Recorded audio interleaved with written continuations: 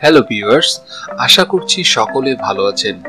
আজ আমরা আবারও হাজির হয়ে গেলাম নতুন একটি ভিডিও নিয়ে।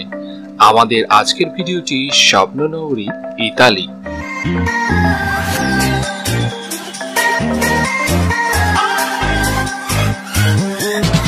753 খ্রিস্টাব্দে প্রতিষ্ঠিত দেশটির অফিসিয়াল নাম ইতালিয়ান প্রজাতন্ত্র আর ডাকনাম বেলপেস, যার অর্থ সুন্দর দেশ। এটি ইউরোপের পঞ্চম সর্বাধিক জনবহুল দেশ, যার মোট আয়তন 3,13,040 বর্গ কিলোমিটার এবং জনসংখ্যা প্রায় 6 কোটি। এদের জন্য লাকি নাম্বার হচ্ছে 13, কারণ এই সংখ্যাটি তাদের উদারতার দেবী এবং চন্দ্রচক্রের সাথেও জড়িত, আর তারা 17 নাম্বারটিকে দুর্ভাগ্য বলে মনে করেন। তুরিন শহরে কুকুরের মালিকদের অবশ্যই দিনে অন্তত 3 বার তাদের কুকুরকে হাঁটাতে নিয়ে যেতে হয়, না হলে জরিমানা দিতে হয়। ইতালির একটি শহরে জ্যান্ত মানুষ দিয়ে দাবা খেলা হয়। মানুষ দিয়ে দাবা খেলার জন্য শহরটা জনপ্রিয়। এই খেলা কয়েকশো বছরের পুরনো। এমন আরো অজানা বিষয় রয়েছে ইতালি সম্পর্কে, আর সকল তথ্য জানতে ভিডিওটি শেষ পর্যন্ত দেখবেন। একটা অনুরোধ, আপনি যদি আমাদের ভিডিওটি প্রথম দেখে থাকেন তাহলে সাবস্ক্রাইব বাটনে ক্লিক করে রাখুন, যাতে আপনি আমাদের পরবর্তী ভিডিওগুলো দেখতে পারেন। চলুন অন্যান্য বিষয়গুলো সম্পর্কে জেনে নেওয়া যাক। দুটি স্বাধীন রাষ্ট্র সান মারিনো এবং ভ্যাটিকান সিটিকে নিয়ে ঘিরে রয়েছে ইতালি। দেশ দুটি ইউরোপীয় ইউনিয়নের অংশ না হলেও কার্যত সেনজেন এলাকার অন্তর্ভুক্ত দেশ দুটি। দেশ দুটিতে আলাদা পুলিশ বাহিনী রয়েছে, তবে সেখানে ইতালির মুদ্রা এবং ভাষায় প্রচলিত। এখানে এমনিতে বণিকালয় তৈরি নিষিদ্ধ। কোনো মানবীকে অবৈধ ব্যবসার কাজে লাগানো আইনত দণ্ডনীয়। তাই অবৈধ ডলের চাহিদা সে দেশে চরম। বুকিং এর চাহিদা যত বাড়ছে তত বাড়ছে রেটও। আধ ঘন্টার জন্য গ্রাহকদের গুনতে হচ্ছে 80 ইউরো। এই দেশটিকে বিশ্বের মানচিত্রে সহজেই খুঁজে নেওয়া যায়, কারণ দেশটি উঁচু হিলের মতো আকারযুক্ত। বিশ্বের পঞ্চম সর্বাধিক দর্শনীয় দেশ এবং বছরে প্রায় 46 মিলিয়ন বিদেশি পর্যটক দেশটিতে ভ্রমণের জন্য আসেন। আর রোমের ভ্যাটিকান সিটি বিশ্বের ক্ষুদ্রতম দেশ।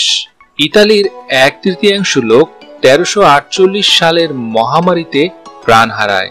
তথাপি মহামোড়কের বিপর্যয় থেকে পুনরুত্থান নগর জুড়ে ব্যবসা এবং অর্থনীতি ব্যাপকভাবে আলোড়িত করেছে। সঙ্গীতের অনেক স্বরলিপি ইতালীয় ভাষায় রচিত, কারণ রেনেসা যুগের প্রাথমিক সুরকাররা ছিলেন ইতালিয়ান। আশ্চর্যজনকভাবে এই দেশটি বিশ্বের বৃহত্তম ওয়াইন রপ্তানিকারী, তবে এটি ফ্রান্সের পরে দ্বিতীয় বৃহত্তম ওয়াইন উৎপাদনকারী দেশ। ইতালিয়ানরা প্রতি বছর 45 বোতলেরও বেশি ওয়াইন পান করে। 1896 সালে কোন নামের আইসক্রিমটি প্রথম ইতালীয় অভিবাসী দ্বারা তৈরি হয়েছিল। এখানকার পাস্তা বিশ্বনন্দিত। মজার ব্যাপার হচ্ছে, একজন ইতালিয়ানরা বছরে প্রায় 25 কেজি পাস্তা খায়।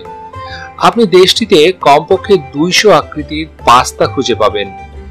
ইতালি সম্পর্কে সুপরিচিত তথ্য হলো 1088 সালে প্রতিষ্ঠিত হওয়া সবচেয়ে প্রাচীন বিশ্ববিদ্যালয়ের অবস্থান এই দেশেই। বিশ্বের শীর্ষ 10টি প্রাচীন বিশ্ববিদ্যালয়গুলোর মধ্যে 4টি ইতালিতে অবস্থিত। পৃথিবীর সব দেশেই ফুটবল খেলা প্রচলিত থাকলেও ইতালিয়ানদের ফুটবলকে ঘিরে পাগলামো চোখে পড়ার মতো। ফুটবল প্রেম তাদের কাছে অনেকটা রোগের মতো। ইতালিয়ান ফুটবল অনুরাগীদের এমন ধর্মান্ধতা যা তাদের লোকেরা তিফোসি বলে আখ্যায়িত করেছে। এদেশে বিড়াল মারা সম্পূর্ণভাবেই নিষিদ্ধ। বিড়াল মারার শাস্তি হিসেবে আপনাকে গুনতে হবে $10,000 জরিমানা, সাথে 3 বছরের জেল। এদের কাছে বিড়ালের হাঁচি শুনতে পাওয়া মানেই দিন ভালো কাটা।